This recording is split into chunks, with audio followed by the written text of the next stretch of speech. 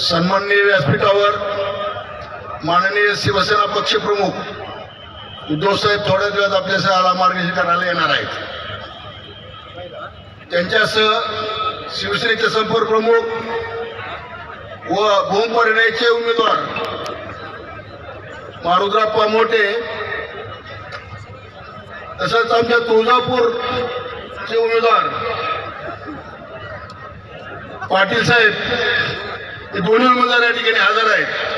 आपण कैलास पाटलाच्या या प्रचार सभेमधून आपण ज्यावेळी सुटून जाणार आहात त्यावेळी सगळ्याच्या चारी जागा, धाराशिव जिल्ह्याच्या चारी जागा आपल्याला आघाडीच्या आणायच्या आहेत. हा मंत्र घेऊन उठून जायचंय.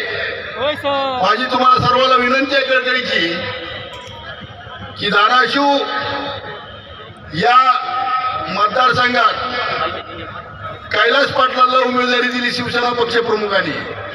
त्याचं कारण असं आहे, त्यावेळी 50 खोके घेऊन काही गद्दार पळाले होते, त्यात आमचा कैलास पाटील नव्हता, अतिशय इमानदारीनं वापस आला. त्याचं ही बक्षीस आहे. आपल्या इथल्या मातीमध्ये किती इमानदारीचा वास आहे याची आपल्याला जाणीव असावी, यासाठी हा किस्सा सांगतो.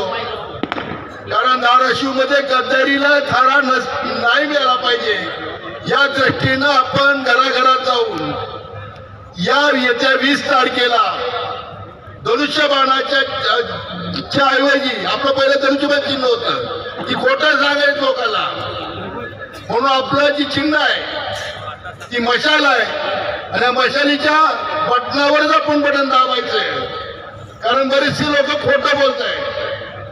लाडकी बहीण आणली, अमुक आणली, तमुक आणली, सगळं खरं आणलं. जसं काय शेतातलं पीक काँग्रेसचं विकून आणल्यासारखं सांगतात, शेतातले पिकं विकून पैसे दिल्यासारखं धावतात. विरोधी पक्षाच्या रॅलीमध्ये जर दिसली महिला तर फोटो काढा. अरे हराम करा, हे पैसे आमच्या टॅक्सातून जमा झालेले आहेत, तुमच्या बापाचे पैसे नाहीत, आमचेच पैसे. 1,500 काय वाटतं, आमचं सरकार आल्यावर 3,000 आम्ही ही योजना करणार आहोत, हेही लोकांना पटवून सांगा. आणि आपण शेतकऱ्याला कर्जमुक्तीचं माननीय पक्षप्रमुखांनी सांगितलेलं आहे. सत्ता महाविकास आघाडीची येऊ द्या, 3 लाखाचे कर्ज आपण माफ करणार आहोत, हेही लोकांना पटवून सांगा. प्रत्येक गावामध्ये शिवमंदिर बांधण्याचं पक्षप्रमुखांनी जाहीर केलंय, हेही लोकांना सांगा की ज्या ज्या जिल्ह्यामध्ये छत्रपती शिवरायाचं मंदिर असेल त्या ठिकाणचा किती तसा परिसर असेल, या सगळ्या गोष्टी आपण त्यांना सांगा.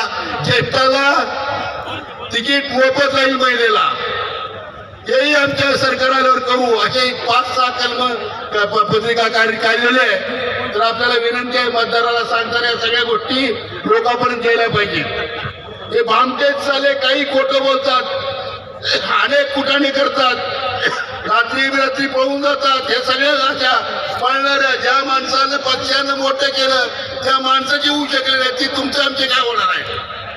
म्हणून तुम्हाला सर्वांना विनंती आहे, निष्ठावंत असा कार्यकर्ता, अतिशय निष्ठेचा पायी, धाराशिव जिल्ह्याचा बुलंद आवाज माननीय ओमदादा या ठिकाणी आलेले.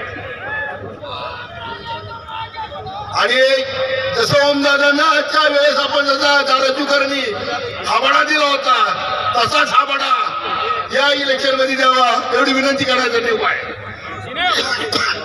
कारण या माग, या उमेदवाराच्या माग किती दुर्दैव अवस्था शिंदे गटाची, त्यांना कॅन्डिडेटच्या पक्षातला मिळाला नाही, बाहेरलं पार्सल आणावं लागलं पन्नीसचं. आणि पन्नीस हुशार माणूस आहे. तर कृपया करून या सगळ्या गोष्टी सांगण्यापेक्षा आता ओमदादा आपल्याकडे येणार आहे, त्यासाठी त्यांना पुढील कार्यक्रम असल्यामुळे त्यांचा आपली जास्त वेळ न घेता आपण या ठिकाणी कैलास दादाला 20 तारखेला मशालीच्या चिन्हावर बटन दाबून आपण विजय कराल अशी अपेक्षा व्यक्त करतो आणि आपल्याला विनंती करतो, आपण विजयी करावा अशी विनंती करतो. माझं भाषण संपवतो. जय हिंद, जय महाराष्ट्र.